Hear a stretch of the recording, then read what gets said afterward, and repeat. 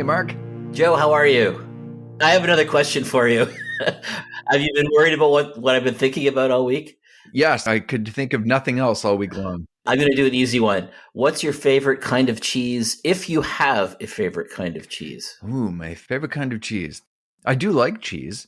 I eat a lot of cheddar cheese, which is weird because it's not my favorite kind of cheese. Oh, I think my favorite kind of cheese is any kind of cheese that's edible. I think. okay. Whatever is there. Yeah, well, it would be between that and Venezuelan beaver cheese. Okay, what is Venezuelan beaver cheese? Monty Python, the cheese sketch. I don't remember that from that sketch. He goes through the whole bit, do you have this kind of cheese, that kind of cheese? And then finally he says, Venezuelan beaver cheese. Well, at least you like the one that's always available. Yes. Now I feel like some cheese. We're going to have to take a little break while I go get some cheese. What is your favorite kind of cheese? I think the original series of Star Trek. Thank you. Good answer. Okay. So now what we're actually supposed to be talking about, bringing on an artistic, creative person and having them tell us about their favorite piece of art, or maybe not necessarily the favorite piece of art, but a piece of art that inspires them. And today it's Arlene Marks. Hello. Hi there. And how are you today? I'm doing okay, all things considered. So now before we get into what is your favorite piece of art, tell us who you are. Oh, sure. Okay. My full name is Arlene F. Marks. I use my middle initial for writing. That helps people find me more easily when they're browsing. I was born hardwired for storytelling. I have been writing fiction since I was about 6 years old, which was many, many moons ago. Got my first taste of publishing in the high school yearbook. Really enjoyed that and decided it was a goal to strive for. Got sidetracked into teaching, retired from teaching in 2012 to dive right into a full-time writing career. And in the 11 years since then, I have had published 16 or 17 books. I am currently working on number 21. Another person putting us to shame, Mark. This is your thing, man, not mine. It's not a contest. It's not a race. It's like, it's all good. And I admire that, Arlene, quite a bit. I aspire to be you because we also share the middle initial thing. Mine, Mark A. Rayner, for the same reason, because there's all kinds of Mark Rayners, especially that bastard in Australia who won't sell me the domain, markrayner.com. Oh dear. Have you tried? I have asked him, yeah, but I don't know. He's probably not that he's going to hear this. And I noticed that he's, you just call him a bastard, not a magnificent bastard, like you call the people that you're actually fond of. Yes. If he sold me markrayner.com, then he could become a magnificent bastard. Arlene, I hope you're okay with the salty language of this podcast. Sorry, yes. Not a problem. Okay. So tell us a little bit about your writing, if you don't mind, about what kind of books you publish. Okay, well, the first books that I wrote upon retirement actually were to quantify everything that I had learned about teaching literacy. And so I created 2 literacy programs, one for grades 4 through 8 and one for grades 9 through 12. And they are actually in use in North America and possibly in other countries. I do not know. I've been receiving royalties for these books, so they are being sold. But those were the first 2 things that I had to do. I felt that I had all this proprietary material on my computer at home that I had developed for my classrooms. And I just wanted to give back. And at first I was just, including it in newsletters and sending it out. And then I realized that I had the makings of a literacy program for high schools. Teaching literacy, what is it you teach specifically about literacy? That's communication skills, because my main area of expertise is English. So I taught English language communication, which was reading, writing, and representation, actually. I got into some representation. I became the literacy lead teacher at the school where I was teaching and set up literacy programs. So you and Mark have a lot in common. You're both writers and you're both educators. I think the two go hand in hand. Most of the authors I know teach on the side at some level or other. And I actually do workshops as well. I belong to a writers collective up here in Collingwood, which is where I live now. Ooh. And once or twice a year, I give a workshop to the members of the collective on various writing topics. And you ski on the side, I'm guessing. No, actually, I avoid the ski slopes entirely. I am a klutz. I would spend half my time in the emergency room if I went on those slopes. So you can get a lot of writing done in those emergency rooms, especially these days. Yeah, large blocks of time. Yes, yeah, I know. By your third day, you could have the whole thing outlined. Especially if Kathy Bates is your nurse. Exactly. Well, that sounds like a fascinating, rewarding, and excellent career. And now, like you said, you're on your second career, one of writing, and you've been doing that since 2012, was it? 2012, yes. And once I had finished the literacy programs, I went full-time into speculative fiction, which has always been my first love. I discovered it when I was 11 years old. The world is not a welcoming place for precocious children who happen to be bookworms.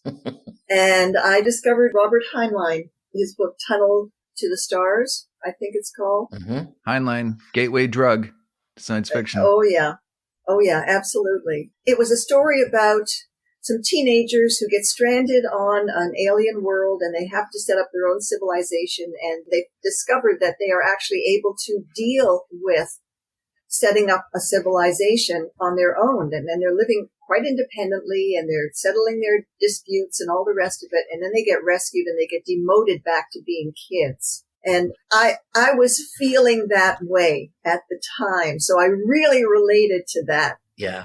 And it put me onto Heinlein. And as you say, it's a gateway drug. From Heinlein, I went on to Asimov and Bradbury and Clark, and Clifford Simak was a favorite of mine.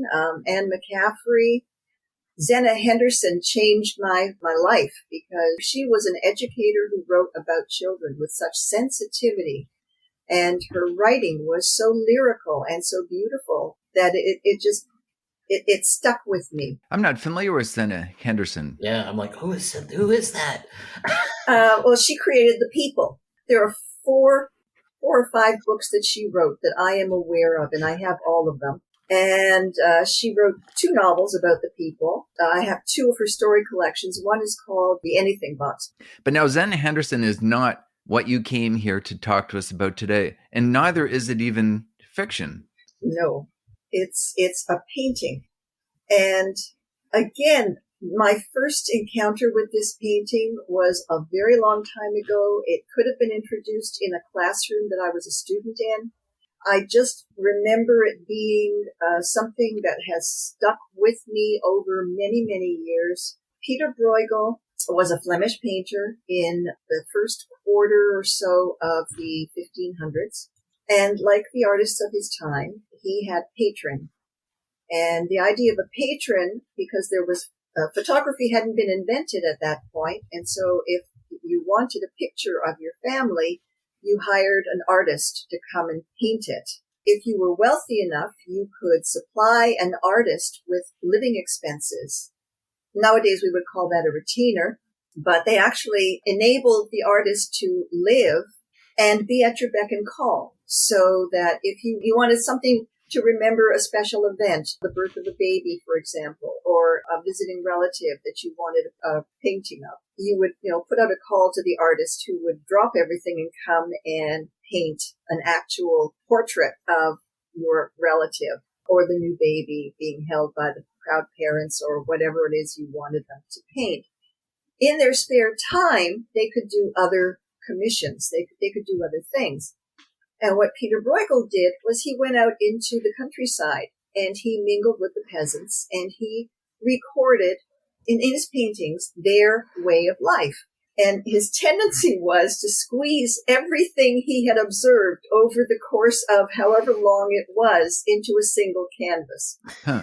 And so we have this children's games, which was painted in 1560. And there are, no exaggeration, I looked it up, 230 different children playing 83 different games. Hmm. What really impresses me about his works is that all of these figures are the same size. There is no focal point. There is no place where he wants the eye to go. It's really up to the viewer to decide which detail they're going to look at. I visited the Louvre once. I visited France, and I've been to British Art Museum. I've been to the Ontario Art Gallery, and I've seen portraits that were painted by the masters, and I've sat there and I've studied them and thought, oh, that's nice. And then, 10 minutes later, I walk away. With a Bruegel painting, it's hours, not minutes, because there's so much to see in one of his paintings. Everywhere you look, there's another story taking place. And that's how I present it to my students in workshops. There are stories all over this canvas. It really illustrates something that I've tried to impress on my writing students, which is there are no minor characters in life, or there are people who fill minor roles in other people's life stories, but that doesn't diminish their own magnitude or their own dimensionality. They still are the main characters of their own life story. That is true. Yeah, and the way to make them memorable for the reader is to draw the curtain aside and give the reader a glimpse of that character's life story. Now, Mark, are you looking at this painting? Yeah, it's mad. It's a mad painting. I'm trying to decide if it's the opposite of an Impressionist painting or if it's a hyper-Impressionist painting. Because, with Impressionism, they painted those paintings like literally within minutes to an hour. And this obviously took a very long time to paint.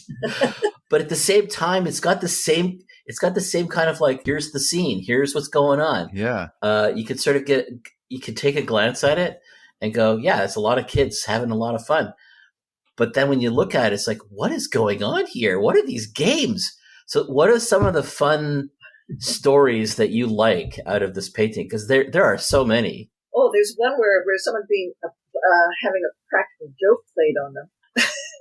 What quadrant of the painting is that? We need grid lines or something. We'll just take 30 minutes now and find that. Yeah, exactly. Yeah. You know what? Because I think we need to set the stage here for those who, are driving in their car and listening to this and can't see the painting. There's a couple of buildings, and then there's hundreds of kids. At first glance, I thought it was a brawl. Could you describe it for us, Arlene? Okay. There are a couple of large buildings there's one in the foreground that looks to be a marketplace, and there's one in the background that looks to be some kind of an official building. And there's a street along the right-hand side, and you look down the street and you can see there are other large, rather impressive-looking buildings lined up on that street. So you're in a very large town. And it ends at a cathedral or something. It ends at a cathedral. Yes, in the distance. And he's using this newfangled thing called perspective. Yes. And on the left, there are a couple of trees. And if you look past the trees, you can see there's a little village on the horizon there. Mm-hmm. Now, in the right front, the bottom right-hand corner, there are children playing in what looks to be a sandbox. Yep. And they're building something in this sandbox. And then beside it, two kids have taken looks like a keg, one of these great big whiskey vats, laid it on its side, and they're climbing on it as if it's a teeter-totter. Yeah. And next to them, it looks like there's a bunch of kids putting another kid to death, it looks like. Yeah. And I don't know what this kid is that looks like they're maybe wearing a nun's outfit backwards. Yeah. And blowing to some kind of big balloon or... Probably inflating a bladder so they can play ball or something. Probably, yeah. And hoops. Yeah. And hoops. We could literally spend the next half hour, 45 minutes describing all of the games that are taking place in this. It would take hours. I was really struck by the little fence line. There's a fence line next to the market. And it looks to me like they're playing, the Flemish version of British Bulldog. Yeah, there's some kind of a game going on in there. Yeah. And not a single Nintendo or iPhone in a lot of them. Nope. And they're making do with whatever they've got, like the whiskey vats and the hoops, which came off of barrels. They're playing games on the ground with things that look like hockey pucks to me, but then I'm Canadian. What can I tell you?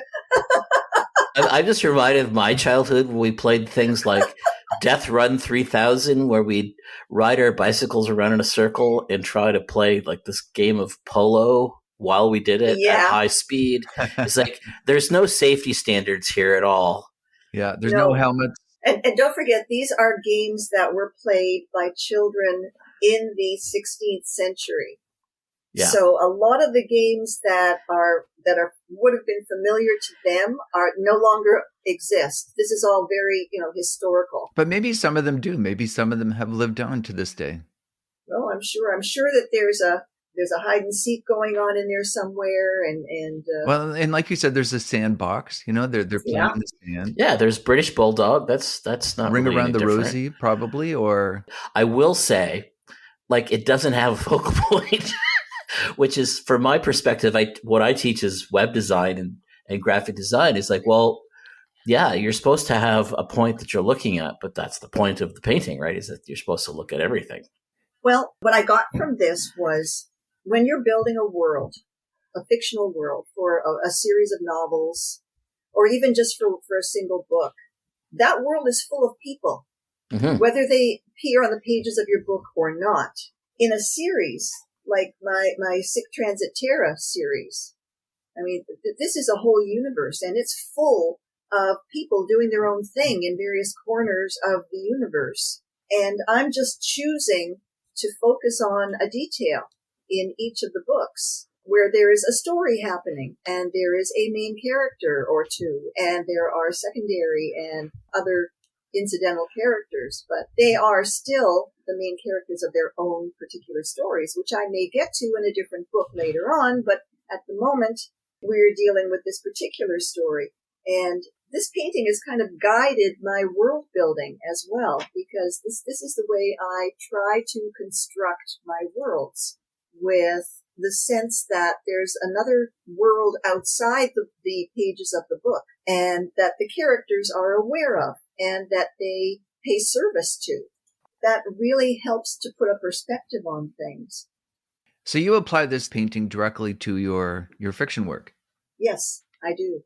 Is that what drew you to the painting originally?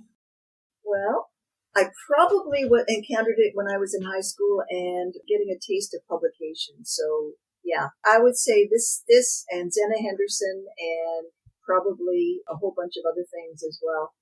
The Sic Transit Terra universe is Dynasty meets Star Trek with a side helping of 24. So I'm a child of the television age, so a lot of television episodic fiction has made it into my worldview.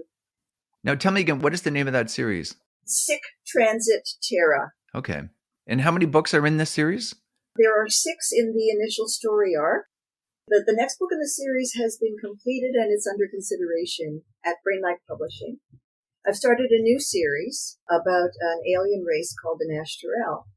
It's the immigrant experience. They've taken refuge on Earth from a genocide on their homeworld, and they are experiencing all the same kind of stuff as new immigrants experience when they come here. Intergenerational conflict, because the younger generation has integrated into our society and the older generation doesn't appreciate that. Conflicts following them from the old country. It's really an examination of the immigrant experience, but in the context of space aliens who are here and experiencing all that. But the first book in that series is Romeo and Juliet becomes Bonnie and Clyde with a dog. Is that one published yet? Or it's coming out in May. Okay. And the title of that one? It's called The Earthborn. Okay. Tell us about Brainlag Publishing. Okay, Brainlag is my second science fiction publisher. Edge Publishing in Calgary brought out the first 6 books of Sic Transit Terra. Brain Lag is my non-Sic Transit Terra publisher. I took a hiatus because after producing 6 books in 4 years, I just wanted to take a little vacation from all of these people and explore other universes. Imaginary Friends is my story collection, and the book that just released last month is a paranormal murder mystery. So I'm kind of exploring different aspects of the speculative fiction spectrum. And are there different middle initials for the different genres you write under? No. The same name. Okay, yeah. Arlene F. Marks. My very first published novel ever was a romantic suspense novel from Harlequin Intrigue. And it came out under a pseudonym. Because you were still teaching at the time, right? Partly that, but also partly because their boilerplate contract stipulates that they have legal control over whatever name you use. What? At least it did 30 years ago when that book was published. Wow. And I just decided I was not going to let anyone have legal control over my name for any length of time. And so I used a pseudonym. Yeah. But nowadays, there's no such thing in the contract. And if there is, I take it out. Now I'm more savvy about contracts and more knowledgeable about the legalities of things. And so, yeah, that's where I am right now. And so 2 books a year is my quota that I've set myself. Okay. Yeah, that's impressive. I think that's quite doable and also admirable. It is a good pace. Well, thank you. I started late. I came in kind of late, and I just have a lot of time to make up and a lot of stories bouncing around inside my head that I needed to get out onto the page. So you're subscribing to Joe's theory of writing as much as possible. The Anthony Burgess mode. I know the feeling. Yeah. Yeah, long time ago, I realized, I'm not going to be an Anthony Burgess. Yep. It just takes me too long. One thing I was going to ask you about the painting. Do you have a favorite story in the painting? Not really, because there's a focal point and because it just kind of hit me.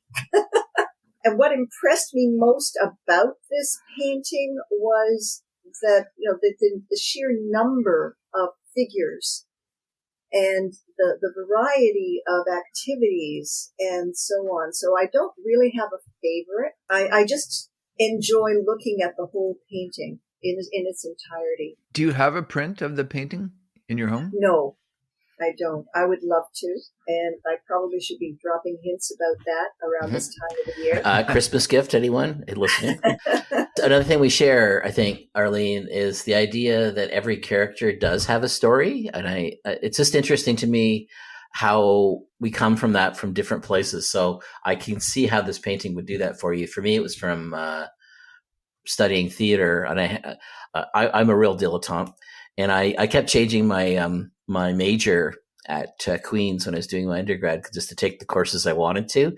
And at the end, it's like all I could get a degree in was drama or English if I only wanted to take English courses, and I didn't want to do that. So I had to take a couple of acting classes. And it's not my métier. It's not my thing. I don't like acting. For me, I really appreciate the art form. It's a very difficult job. But one of the things I got out of that class was that it doesn't matter how small your part is. If you want to be real, if you want to be believable, you have to have a story in your head. You have to need something in the scene. You have to have a goal. Even if it's just like, as Vonnegut says, just you want to drink of water. And I love that because I think that makes art, I think that doesn't matter what you're talking about, fiction, media, any kind of media really, movies. It makes the characters more believable when they've got some kind of backstory to them. Yeah, I think that's very true. I was actually reading the book of one of our future guests, actually, John Cortelli, who wrote a book about George Carlin. And George Carlin was super interested in acting, and he subscribed to that entirely. And he would have relatively small parts in these movies, but the characters that he portrayed never failed to be fully fleshed out. And I think that happens if you're writing and you just go, okay, well, I need this character to accomplish this thing in this scene. But if you don't give them a life, then it's going to feel that way to the reader, that there isn't a life behind whatever it is they have to accomplish in that scene. So I love that. And I love this painting as a way to think about that. Now, have you guys noticed in this painting, it appears, and I wonder if it's just due to the age of the painting or if he originally painted it this way, some of the characters are well drawn and fleshed out and painted, and others don't seem to have the same kind of attention to them. Well, they all have creepy eyes. I mean, they all kind of have the same nose. They all kind of have creepy eyes, is what I would say. Yeah, and some of the faces, maybe because it was they were too small, and it was maybe too difficult to get that kind of detail in too small a space. Yeah. But yeah, I don't even know how large the original canvas was. It's a very good question. Now, did you see it originally the first time I guess you probably saw a reprint of it, but did you see it in the Louvre? No, and I can say that with confidence because when I was writing a book at one point, I was very meticulous about my research details, and I wanted my character to be attending a gallery showing. I wanted to find out whether Bruegel's paintings had ever appeared in the Louvre, and it cost me a fortune in long-distance calls, and this was for my book 30 some odd years ago. So, that there wasn't the same degree of availability of information online. So here I was, making long distance calls to the French Ministry of Culture to try to find out whether an exhibition of Bruegel's paintings had ever appeared in the Louvre. That was the question that I wanted to answer. And I never did get an answer. Oh. And finally, I made something up.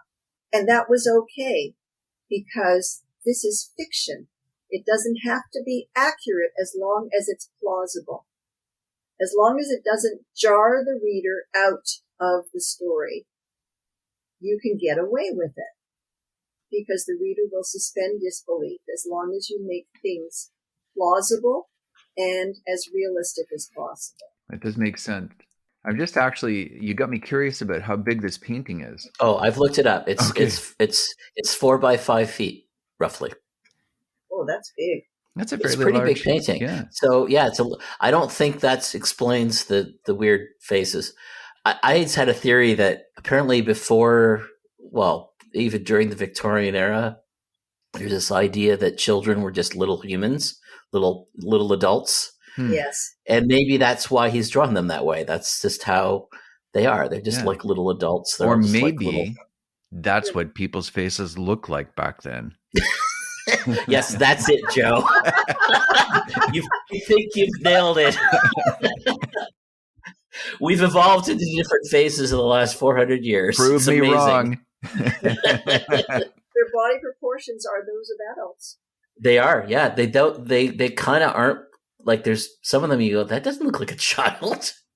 That's maybe, there's like an uncanny valley to this painting that kind of freaks me out a little bit. Yeah. But that's part of one of the reasons I'm glad that I downloaded the really large version, because then I can zoom in and see it's really fun. I encourage all the listeners to do this and just spend some time with the painting, because it really is kind of magical. Yeah. Just not while you're driving. Don't pull over to the side of the road. We have to be responsible in this podcast. Well, you asked me earlier about brain lag. Yes. I don't think I ever answered that. Well, that's because there's a lag to your response because of the whole brain lag thing. That's one of those jokes that I will edit out of I do that a lot. I find oh, that was a really stupid joke, Joe. And I just cut that one out. And I leave all Mark's stupid jokes in. Yeah, I've noticed that.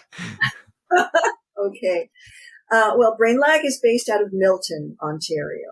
And the reason that I have brain lag as a publisher is that I had a very productive 2020. That was the year of the lockdown, and there was nothing for anyone to do. And being an introvert with a filing cabinet full of partial manuscripts and projects that I had started but not finished, I decided that would be a good use of my time to find projects that I now could finish. And during that year, I completed 4 novels. Wow. Impressive. Now, I didn't start them from scratch. It's not like I wrote a novel in 3 months because I don't work that fast. But these were projects that I had started while I was still teaching, and I could only write during the summer months kind of thing. And so I had these manuscripts, and every last one of them takes place in Ontario. And I thought, I really need a publisher in Ontario for these books. So I noticed the name Brainlag Publishing coming up on my Facebook feed. Announcements being made by my friends on Facebook about this book and that book coming out from Brainlag. And I thought I probably should look into this. And so I did. I went to their website. I was very pleased with what I saw. And this underscores the importance of having a really good professional looking website if you're going to be a publisher. And I queried Catherine Fitzsimmons, who is the owner of Brainlag, for my first book that I had completed, which is called Adventures in Godhood. And I pointed out in the query letter, this book takes place in Toronto and in the GTA. And I just feel I need an Ontario publisher to do it justice. Yeah, I actually know Catherine Fitzsimmons. She does run a very respectable micro-publisher, Brainlag. Yeah. She frequently attends conventions and has lots of authors and supports them well, and is an important part of the Canadian speculative fiction ecosystem. Yes, and her star is rising, as a matter of fact. She's an up-and-comer because she started small with just a couple of books a year, and now it's like 11 or 12 books a year. 1 a month coming out. So yeah, she's been at it quite a while. It's like one author, I wish I could remember his name. He's, they called him an overnight success. And he said, well, if I'm an overnight success, it was one hell of a long, dark, cold night. Well, it took me 40 years. Yeah. Any final thoughts about the painting that you've presented to us? I am in awe of anyone who could concentrate this much imagination and artistic ability on a single canvas. I really am. I wish I could draw. I can't. My expertise is with words, not with anything that requires dexterity of the fingers other than keyboarding. It blows me away when I see something this involved and this complex on a canvas. It is impressive. And I'm the same. I can't draw at all. My wife and daughters are amazing artists, and I can draw stick figures. That's about it. Mark, what do you think? Final thoughts? I think it's fine that we can't draw. We can write, but we don't need to draw if we can write. But the problem is, my daughters, they can both write and draw. Oh, well, okay. They beat you then. Yes, they do. They do. It's okay. It's fine. Yeah. And I'm okay with that, It's all good. That's right. Yeah. Arlene, thank you very much for being on our podcast.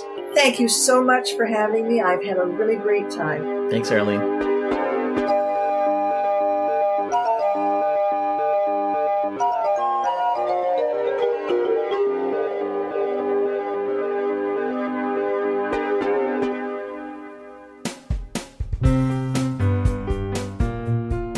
You've been listening to Recreative, a podcast about creativity. Talking to creative people from every walk of life about the art that inspires them. And you're probably wondering, how can I support this podcast? I am wondering, Joe, how can I support this podcast? I mean, apart from being on it. There's no advertisements in this podcast. There's no tip jars. There's nothing about like buying us a coffee or anything like that. But there is a way that you can support us. And what is that? It's not about supporting us. It's about supporting the people that we're talking to. I think most of the people we've talked to are artists of some description, and they probably have some kind of artistic product that you could buy.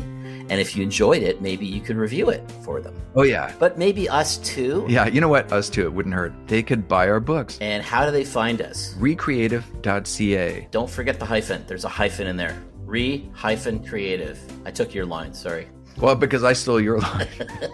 So yes, re-creative.ca. Jinx. Oh yeah, I stole your line again. As well, if you like what you've just heard, you could consider subscribing to the podcast. And leave a comment if you like it. Thanks for listening. Spread the word.